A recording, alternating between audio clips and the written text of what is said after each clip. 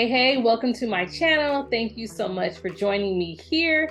What I want to talk to you about today is 5 tips that I have for business owners. Whether you're just starting out or whether you've been in business for a while, I think it's very important to revisit these 5 tips that I have straight from MJ Fuego. Let's go. Tip number 1 is to automate as much as possible. So what do I mean by automation? A simple example is your email marketing list. You don't have to send out every single email manually.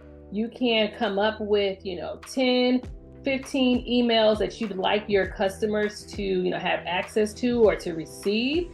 And then once your customers sign up for your website or for your mailing list, whatever, they'll get those 15 emails. Just as an example, another automation tip, if you have an option on your website to collect email addresses or for someone to express interest in your company or your services, make sure that form, after that data is collected, sends a follow-up to your client or potential client. So if someone is on your website and they're looking for services and they click I'm interested and they fill out their information, make sure that there's some kind of trigger set up on the back end to reach out to that client immediately. Thank you so much. Here's a list of frequently asked questions, blah, blah, blah, blah. And that information goes directly to your sales team for your sales team to follow up. So basically removing the manual processes. Another way to remove manual processes is through scheduling social media posts.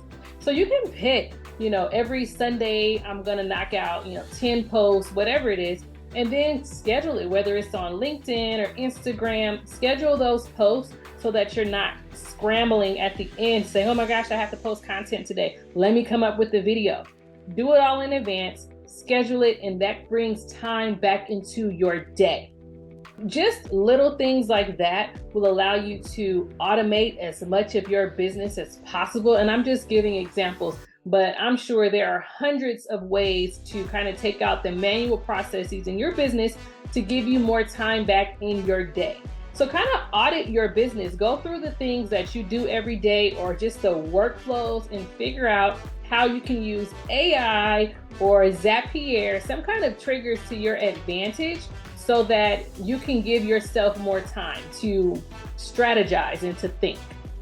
Tip number 2, hire early. So I know initially when you start companies, you want to wear all of the hats. You want to be the accountant, you want to be the sales rep, you want to be the social media manager, all these things. If there's one thing that I can stress, it's to hire early. And when you hire early, you leave those jobs to the specialists so that you are not actually, trying to fit 32 hours in one day. They can handle their own specialties, especially if you start off with contractors. And I know people don't want to hire up front because in their heads, they're thinking that they have to hire an employee. Absolutely not. You can go to www.afrofreelancer.com and hire someone to build a website. Or if you need a bookkeeper, if you need help with social media management, post a job for social media management, set your budget and get rolling. The last thing that you want to do is feel like you are the cure-all in all for your business. You don't know everything. So hiring help early allows you to delegate a bunch of tasks out and actually spend your time thinking about growth. So you have to be in a CEO mindset. And part of being in a CEO mindset is actually being able to delegate work out so you can be a visionary, right? The last thing that I want you to do is to be an employee of your own company. Okay, moving on to tip number 3, build your business credit.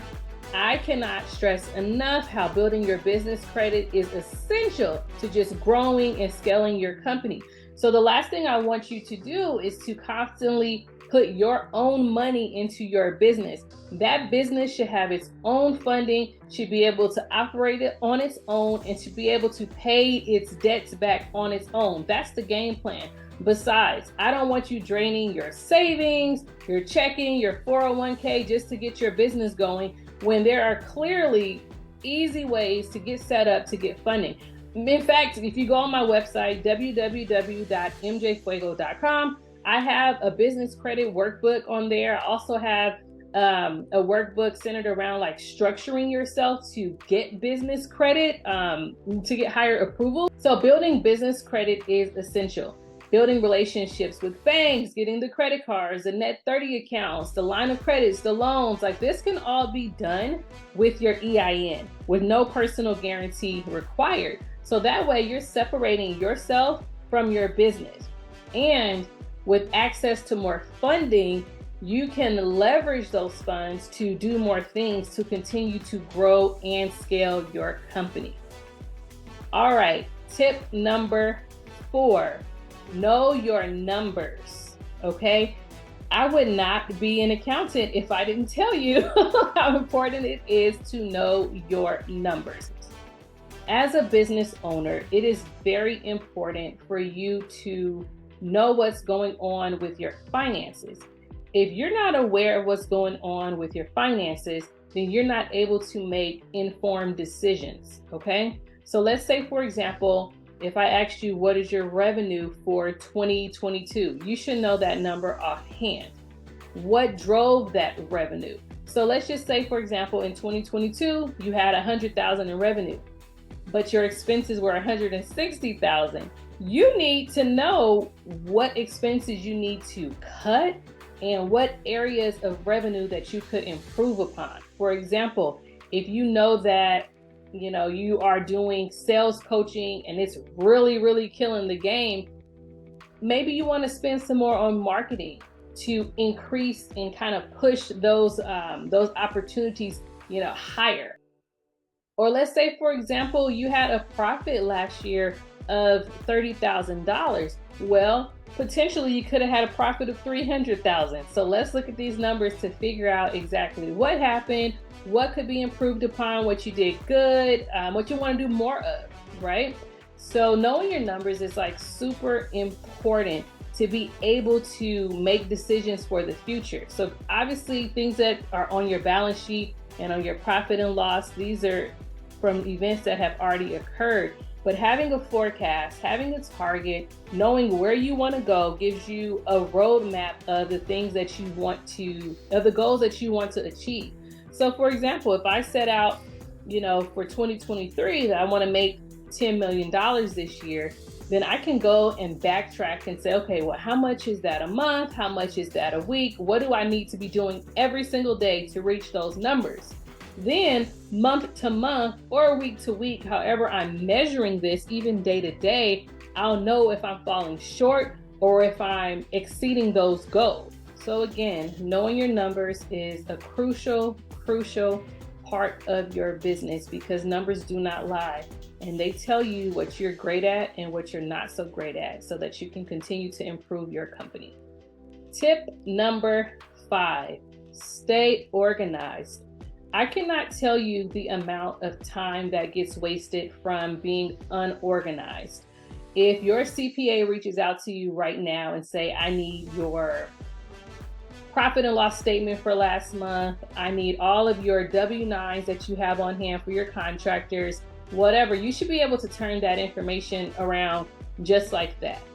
Not having things organized, especially in a cloud environment. I'm a huge fan of the cloud. That way I can access things from my phone or whatever device I have. But not having things organized. If someone needs, if you're an attorney, you're trying to collect from a client that didn't pay you any money, and your attorney asks for the agreement for the contract and you can't produce that, that makes your case a lot harder to win. So being organized from the jump, and even if you're already in business right now, get organized. Get Dropbox or get Google Drive. In fact, I do have a link on my website that kind of outlines the folders that you need to stay organized. If you want to go there, it's a completely free download, www.mjfuego.com. Download the How to Get Organized workbook and copy those folders and make sure that you are scanning in your documents in that order. And it's just super, super easy to reference. Wherever your accounting policies and procedures are, throw them in there, your tax returns, all of these things, so that you're able to access information just like that, which in turn, again, saves you time, brings you back to that visionary space. And that's where I want you to be. Okay, so I know I said I was going to give you 5 tips, but I have a bonus tip. So tip number 6, have fun. Have fun and make sure to implement self-care. There's no fun if you're just working yourself night and day to the bone and are not rewarding yourself. You're not taking any breaks. You're not spending time with friends or family. I get it, go hard or go home. The hustle hard culture is in full effect.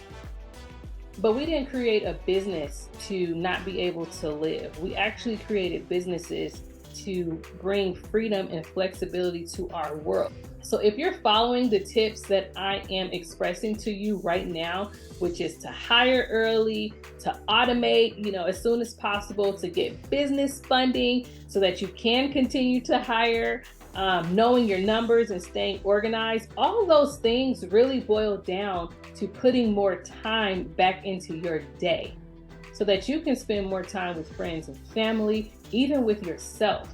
And that could be going to go take a walk on the beach, going to the movies by yourself, with friends, I don't know, introvert, extrovert, doesn't matter. The whole point is to take that step away from business, clear your head, have some fun. So fortunately, I'm in a field where I actually love what I do. So it's actually fun, running my company. But at the same time, I do need to pull away and take a vacation or go to the spa, have a ladies' night, spend time with my husband. All those things are super important and they provide balance for you. Because if you are not taking care of yourself, then you're not able to show up as the best version of yourself. You're not able to show up as the best mom, the best dad, the best sister, brother, friend, whatever.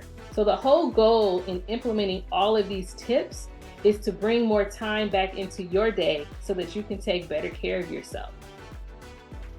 So that's all I have. Thank you so much for joining. Don't forget to like, subscribe, follow. All of my social shares are right here. You can look down in the links below here so that you can connect with me, get on my website email list. Love y'all. Bye.